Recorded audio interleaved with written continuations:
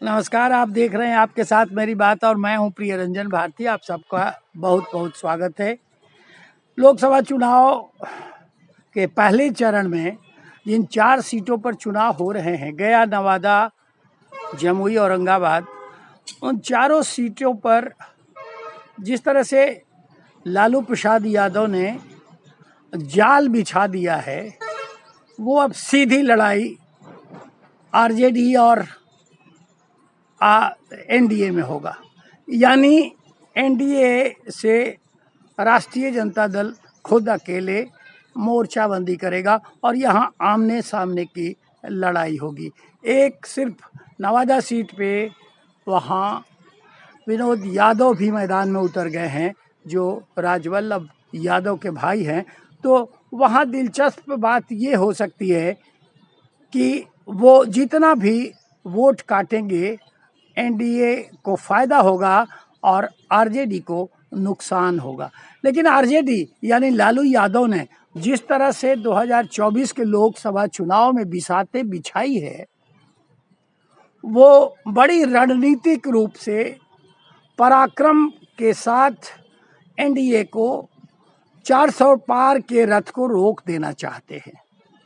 उन्होंने कोशिश की है और जिस तरह से 26 सीटें उन्होंने अपने हाथ में ली है, उन सारी महत्वपूर्ण सीटों पर वो खुद जाल बिछा रहे हैं और कांग्रेस को वो मान के चल रहे हैं कि ये ज़्यादातर सीटें लूज करेंगे, इसलिए वही सीटें दी हैं जहां से उसका अपना एक आधार रहा है। लेकिन वो अब पिछड़ रही है कांग्रेस, उनको सिर्फ समेटना है। कैसे वो समेट सकते हैं, क्योंकि कांग्रेस का जनाधार एक करके लगातार भाजपा की तरफ शिफ्ट करता गया और अब 9 सीटों पर उन्हें संतोष करने के लिए बाध्य होना पड़ा है। जिस तरह से 26 सीटों में मधेपुरा, सुपौल और पूर्णिया सीटें अपने पास रख ली हैं लालू यादव ने, तो कांग्रेस की बोलती बंद हो गई। पप्पू यादव पूरी पार्टी लेकर अभी हाल में कांग्रेस के साथ समाहित हो गए थे, पूर्णिया से लड़ना चाहते थे। पूर्णिया, सुपौल, जहां से उनकी पत्नी रंजीता रंजन कांग्रेस से चुनाव लड़ती रही हैं, अभी वो राज्यसभा में हैं, या फिर मधेपुरा जहां के वो कभी सांसद हुआ करते थे। इन सारी सीटों पर लालू यादव ने ऐसा जाल बुना है, ऐसे जाल बिछाए हैं कि पप्पू यादव को ना को चने चबाने पड़ जाएंगे। वो कहीं से भी चुनाव लड़ेंगे तो उन्हें मात ही खानी पड़ जाएगी, क्योंकि जो समीकरण बन रहे हैं उन समीकरणों में अब या तो एनडीए या फिर आरजेडी, इन दोनों के बीच ही मामला अटकता है और मामला बनता है।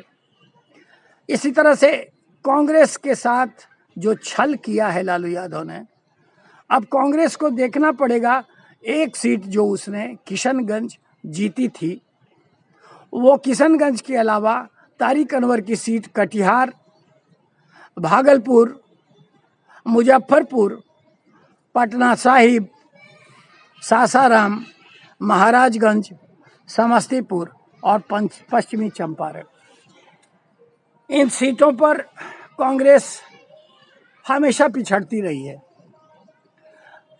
अगर वाल्मीकि नगर की बात की जाए, जहां पिछली बार कांग्रेस पिछड़ गई थी मात्र 22,000 वोटों से, वो वाल्मीकि नगर सीट भी इस बार आरजेडी ने अपने हाथ में ले ली है। इसने जो महत्वपूर्ण काम किया है, यानी लालू यादव ने जिस तरह से वामपंथी दलों को साथ लेकर चलने की मोहरें बिछाई है, वो भी खासा महत्वपूर्ण है। सीपीआईएमएल को यानी भाकपा माले को आरा, काराकाट और नालंदा दे दिया। नालंदा मुख्यमंत्री नीतीश कुमार का गृह क्षेत्र है, जहां से कौशलेंद्र कुमार एमपी रहे हैं। वहां सीपीआईएमएल का एक अपना आधार है। वो उस तरह से वहाँ अपने जाल में नालंदा के सांसद को पटकनी दे सकती है, इस तरह की भिड़ंत वहां होने वाली है। काराकाट से उपेंद्र कुशवाहा लड़ेंगे चुनाव मैदान में, और उपेंद्र कुशवाहा के खिलाफ भी सीपीआईएमएल का अपना एक जो दलित, अति पिछड़ा और वंचित समुदाय में जनाधार बना हुआ है, उसके बनिस्पत वो मोदी की काट करेंगे और उपेंद्र कुशवाहा को मात देने की कोशिश करेंगे। इसी तरह से आरा में आरके सिंह हैं, सांसद और केंद्रीय मंत्री हैं। आरा में भी सीपीआईएमएल का गढ़ रहा है, भोजपुर पुराना गढ़ रहा है, और यहाँ जिस तरह से अब योद्धाओं के बीच तलवारबाजी होती है, उसमें आप महत्वपूर्ण मानिए, ये बात तय मानिए कि आरा भी इस बार कांटे की लड़ाई होगी, और कांटे की लड़ाई में कौन कहाँ किसे पछाड़ देगा ये कहना अभी से कठिन होगा।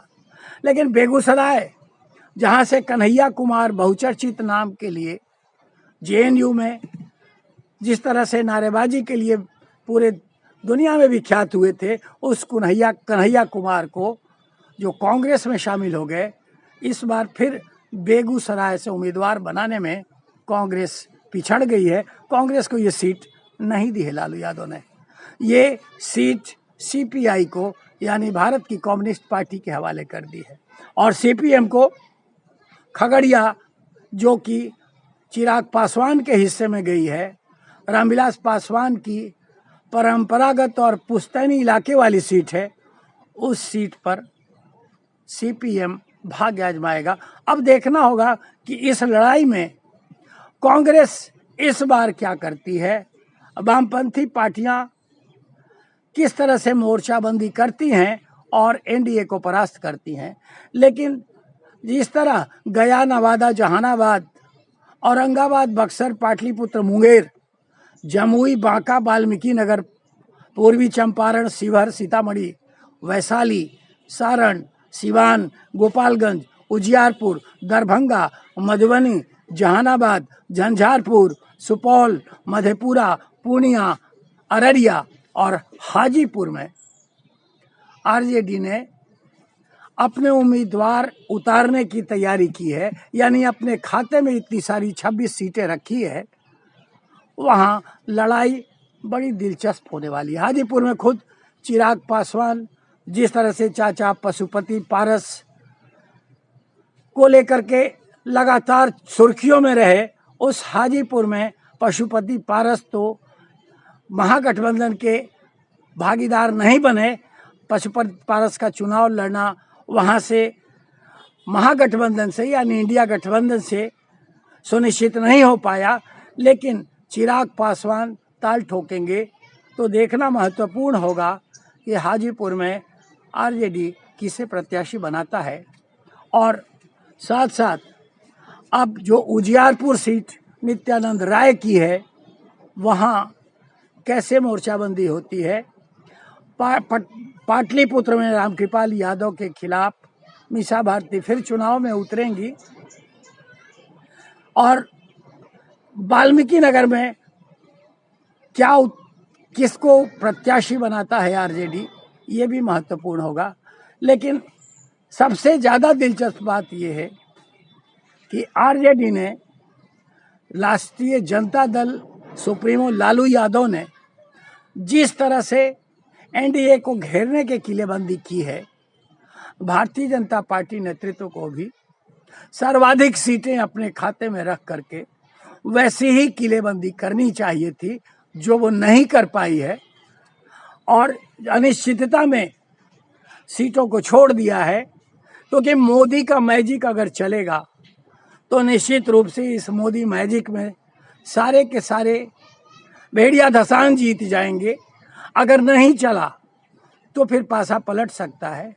अगर चल गया होता, और अभी ये होना बाकी है, अगर मोदी मैजिक काम कर गया तो भाजपा अपने बनिस्पत ज़्यादा सीटें अपने खाते में डालती, अगर ज़्यादा सीटों पर वो चुनाव लड़ती तो। लेकिन नीतीश कुमार को भी 16 सीटें दे दी, और उनकी विश्वसनीयता, उनकी साख पर हमेशा से संकट रहा है, इस बार भी और पिछली बार भी। लेकिन आगे क्या होगा, जीतने के बाद चाहे जितनी संख्या में ये जीते, इनकी विश्वसनीयता पर सवाल तो खड़ा होता ही रहेगा। और ऐसे में एनडीए के 400 पार जीतने के लक्ष्य को फिर बाद में ब्रेक लग सकता है। लिहाजा लालू यादव ने जिस तरह से रणनीति बनाई है, सर्वाधिक सीटें अपने खाते में रखी है, उसमें भाजपा पहली ही आरंभिक दौर में पिछड़ गई लगती है, क्योंकि इसे ये ही काम करना चाहिए था। चिराग पासवान को 5 सीटें दे दी। चिराग पासवान खुद मोदी का हनुमान कहते हैं। उनके साथ विश्वसनीयता का संकट तो नहीं रहा है, लेकिन जिसके साथ विश्वसनीयता का संकट रहा है, उनको 16 सीटें सौंप कर भारतीय जनता पार्टी ने एक बार फिर आरंभिक दौर में ही अपने को दूसरों के खाते में डाल दिया है। यानी ये बिहार का रण, वो अपने बूते जीत तो लेगा, भारतीय जनता पार्टी नेतृत्व अपने बूते जीत तो लेगा, मोदी मैजिक के सहारे जीत तो लेगा, लेकिन इसके आंकड़े में कब क्षरण हो सकता है, नीतीश कुमार कब फिर पाला बदल सकते हैं, कब एनडीए छोड़ सकते हैं, ये तय नहीं है। और ये अगर तय नहीं है तो भारतीय जनता पार्टी ने यहाँ खुद को गच्छे में डाल दिया है। वो उस मामले में आरजेडी नेतृत्व यानी लालू प्रसाद यादव ने बाजी मारी है, आरंभिक बाजी मान वो उनके हाथ लग गई है। ऐसा बीजेपी को करना चाहिए था, वो नहीं कर पाई है। लेकिन जहाँ नामांकन प्रक्रिया समाप्त हो गई और पहले दौर में जहाँ जिन 4 सीटों पर मतदान होना है, वहाँ जिस तरह से लालू यादव ने मोर्चाबंदी की है, वो नवादा को छोड़ करके बाकी सीटों पर वहाँ आर पार की लड़ाई होगी। जीतनराम मांझी से गया में सर्वजीत कुमार की लड़ाई होगी और सुशील कुमार सिंह जो जनता दल यू के प्रत्याशी होंगे, क्षमा करेंगे, भारतीय जनता पार्टी के प्रत्याशी औरंगाबाद में, वहाँ भी अभय कुशवाहा जनता दल यू छोड़कर जो गए हैं, उनसे आर पार की लड़ाई होगी। और जमुई जो चिराग पासवान की सीट है, वहाँ अपने बहनोई को उतारा है चिराग पासवान ने, वहाँ भी कुशवाहा समाज के एक प्रतिनिधि को उतार दिया है। और अब वहाँ जो लड़ाई होगी, उस तरह से एक ऐसा जाल बिछा है, लालू यादव ने बिछाया है कि इसमें एनडीए को बहुत नाको चने चबाने पड़ सकते हैं। अब देखना होगा कि आने वाले दिनों में किस तरह की मोदी मैजिक का रण बनता है या फिर लालू यादव का सिक्का चलता है। आगे आगे देखना होगा कि चुनाव के बाकी चरणों में किस तरह के समीकरण बनते हैं। लेकिन आप देखते रहिए और बने रहिए आपके साथ मेरी बात में। हमारे वीडियोज पर अपनी प्रतिक्रियाएं देते रहिए। सब्सक्राइब करके हमारे चैनल को हमारा हौसला बढ़ाइए। फिर मिलते हैं। नमस्कार।